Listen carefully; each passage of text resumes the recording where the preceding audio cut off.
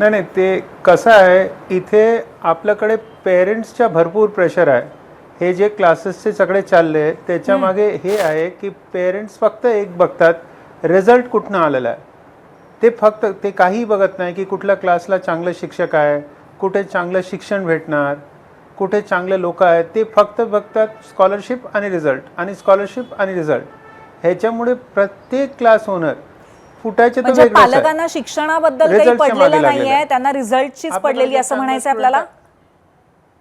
काही पडलेलं नाही, फक्त रिझल्ट, फक्त रिझल्ट. त्यांना जर आपण सांगितले की तुम्ही जाऊन असा कॉलेजला ॲडमिशन घ्या जिथे कॉलेज चालू आहे, जिथे प्रॅक्टिकल्स होणार, त्यांना जायचंच नाही आहे. आम्हाला डमीज पाहिजे, आम्हाला पैसे देऊन मार्क पाहिजे.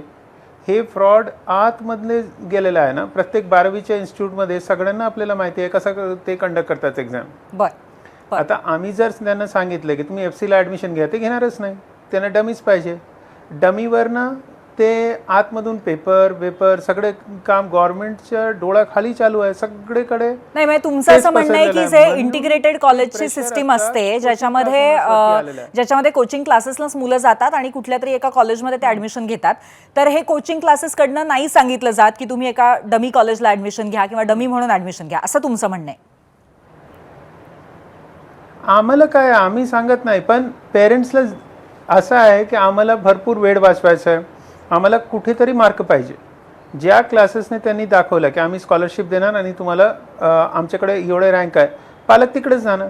म्हणून पूर्ण प्रेशर कोचिंग क्लासवरतीच आहे, गव्हर्नमेंटच्या वरती नाही आहे. आता कोचिंग क्लासवरती जर प्रेशर आहे ते करणार काय?